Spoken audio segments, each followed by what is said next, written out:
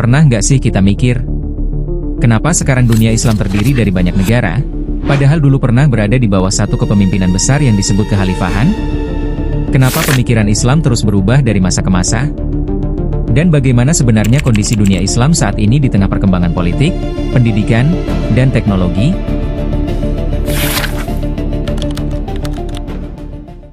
Sebelum membahas lebih jauh, kita perlu memahami terlebih dahulu apa yang dimaksud dengan dunia Islam kontemporer.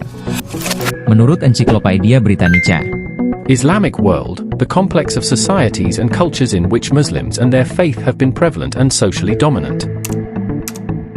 Dunia Islam adalah kompleks masyarakat dan budaya di mana umat Muslim serta kepercayaan Islam menjadi bagian yang dominan dalam kehidupan sosial. Sementara itu, menurut Kamus Besar Bahasa Indonesia, kata kontemporer berarti sesuatu yang terjadi pada masa yang sama atau pada masa kini. Dengan demikian, dunia Islam kontemporer dapat dipahami sebagai kondisi masyarakat dan budaya umat Islam pada masa sekarang, di mana ajaran Islam menjadi bagian penting dalam kehidupan sosial, politik, dan budaya masyarakat Muslim.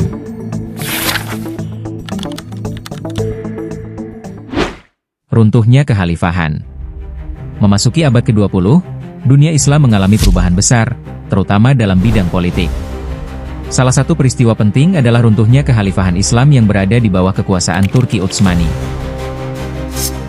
Kekhalifahan Ottoman mengalami kemunduran akibat berbagai faktor, seperti kelemahan politik internal, tekanan dari negara-negara barat, serta munculnya gerakan nasionalisme di berbagai wilayah kekuasaannya.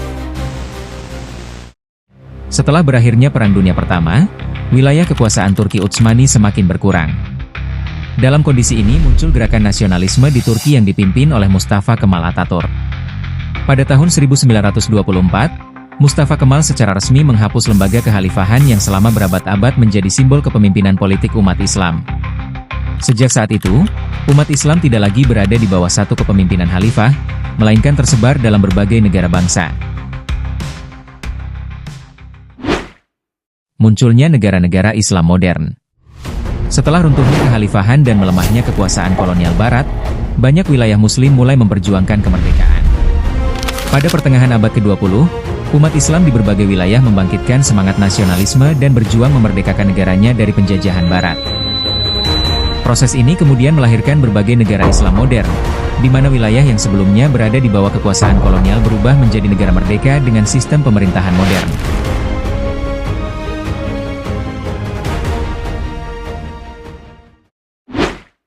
Gerakan pembaharuan pemikiran Islam. Selain perubahan politik, abad ke-20 juga ditandai dengan munculnya gerakan pembaharuan pemikiran Islam. Gerakan ini muncul karena dua hal utama. Pertama, kesadaran para ulama bahwa dalam kehidupan umat Islam telah masuk berbagai ajaran yang dianggap tidak sesuai dengan ajaran Islam, seperti bid'ah, khurafat, dan tahayul. Karena itu, para pembaharu berusaha memurnikan kembali ajaran Islam sesuai dengan sumber aslinya.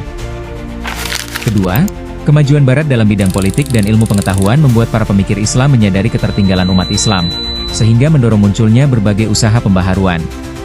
Tokoh-tokoh pembaharu seperti Jamal al-Din al-Afghani, Muhammad Abduh, dan Rashid Ridha mendorong persatuan umat, pembukaan kembali pintu ijtihad, serta pembaruan dalam bidang pendidikan dan pemikiran Islam.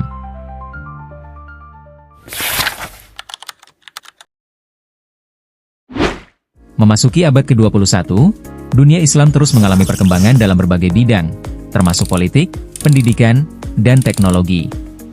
Dalam bidang politik, muncul konsep demokrasi Islam, yaitu sistem pemerintahan yang menggabungkan nilai-nilai Islam dengan prinsip demokrasi. Beberapa negara seperti Indonesia dan Tunisia mulai menerima sistem demokrasi selama tetap berlandaskan pada nilai-nilai syariah. Selain itu, perkembangan teknologi juga memberikan pengaruh besar terhadap dunia pendidikan Islam. Kemajuan teknologi informasi seperti internet dan media pembelajaran digital membuat akses terhadap ilmu pengetahuan menjadi lebih luas. Hal ini mendorong pendidikan Islam untuk terus beradaptasi dengan perkembangan zaman, dengan mengintegrasikan keterampilan seperti berpikir kritis, kreativitas, komunikasi, dan kolaborasi.